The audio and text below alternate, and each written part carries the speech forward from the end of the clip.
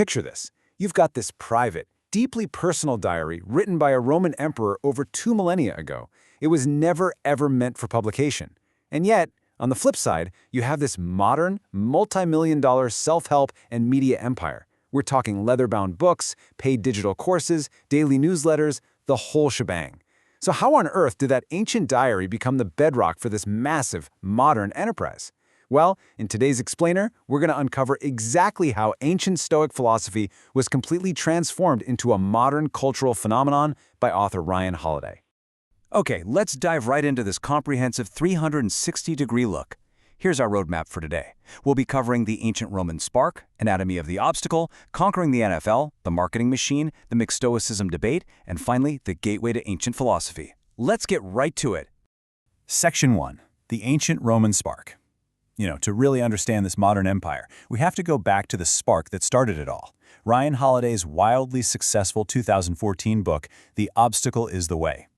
It completely shifted the self-help landscape, but its core premise wasn't some brand new invention. It was actually an ancient revitalization. The entire premise and the actual title of the book comes straight from a very specific quote by the Stoic emperor Marcus Aurelius, found in Meditations 5:20. It reads, "The impediment to action advances action. What stands in the way becomes the way." Gregory Hayes translated this, and it beautifully captures that idea of flipping trials into absolute triumphs.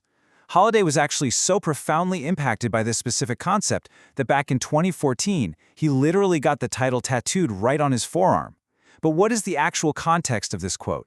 Well, cognitive behavioral psychotherapist and author Donald Robertson points out something super fascinating about this passage. Aurelius actually starts it by reminding himself of the ancient Stoic concept of okiosis.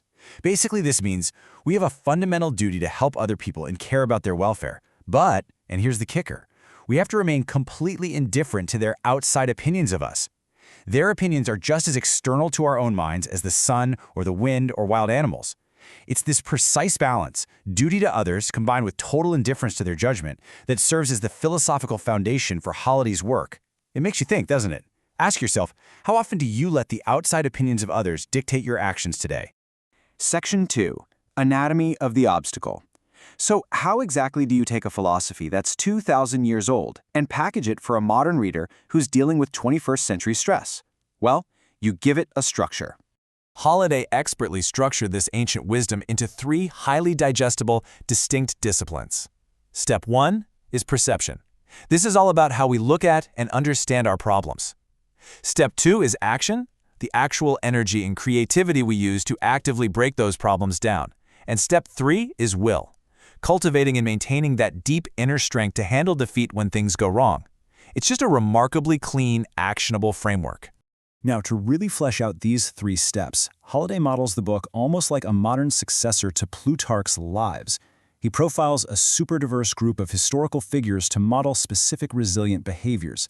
Donald Robertson notes that this spans everyone from Demosthenes, an ancient Athenian orator with a story so universally appealing that Robertson says his own 5-year-old kept asking to hear it, all the way up to modern tech icons like Steve Jobs.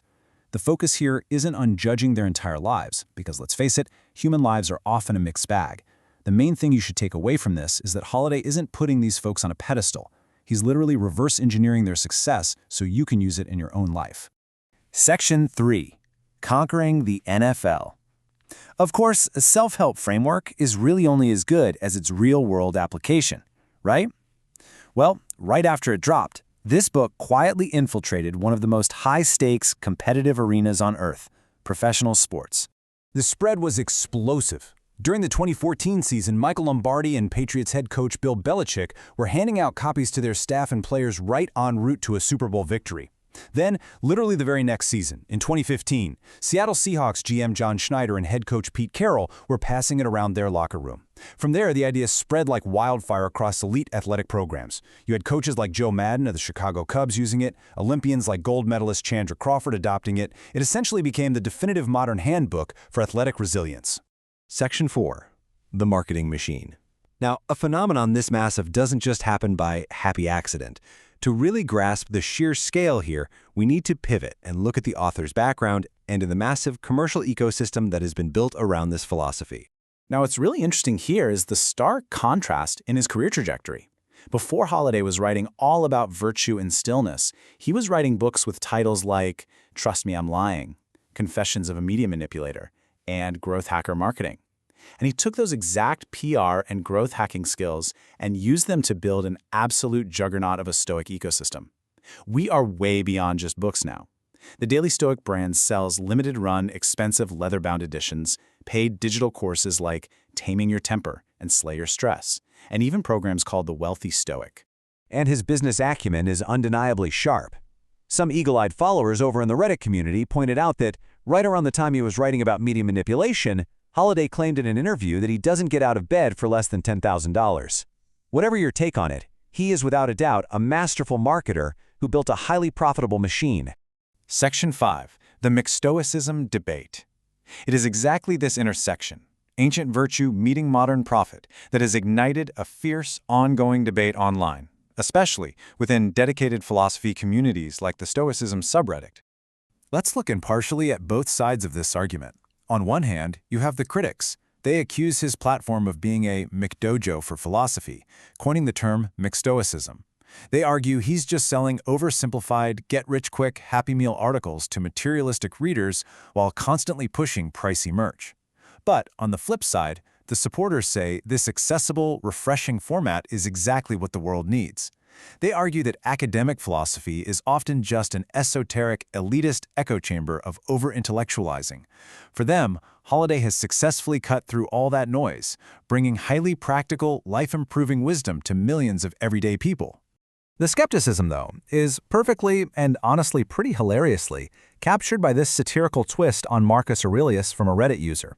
It reads, "Waste no more time arguing over what a good man should be. Sell merchandise, t-shirts, and coins online for $40. It's a sharp, witty critique that really hits the nail on the head regarding the frustration some feel about monetizing these ancient texts. Section 6. Gateway to Ancient Philosophy. So, how do we reconcile this debate? Is the whole thing a marketing gimmick, or is it a genuine philosophical movement? Well, the answer might just lie in what readers actually do after they engage with Holiday's work. So the crucial point is this: regardless of the expensive coins or the savvy marketing, there is a proven gateway effect happening here. Even his toughest critics have to admit that Holiday consistently points his massive audience straight back to the primary classical texts of Seneca, Epictetus, and Aurelius. Plus, he's known for heavily emphasizing justice, which is a Stoic virtue that often gets completely ignored. Because of this, academics like Donald Robertson openly praise him, pointing out that his books bring fresh faces into the wider Stoic community every single day. The big takeaway for you here is that no matter how commercialized the front door might look, it is undeniably opening up thousands of years of practical wisdom for the masses. Which brings us to the ultimate question at the heart of this explainer. In a world full of infinite digital distraction, does packaging ancient wisdom for modern profit fundamentally dilute its power, or is a masterclass in modern marketing literally the only way to make sure this 2,000-year-old wisdom is actually heard today? It's a fascinating puzzle to chew on. Thanks so much for joining us for this explainer, and we'll catch you next time.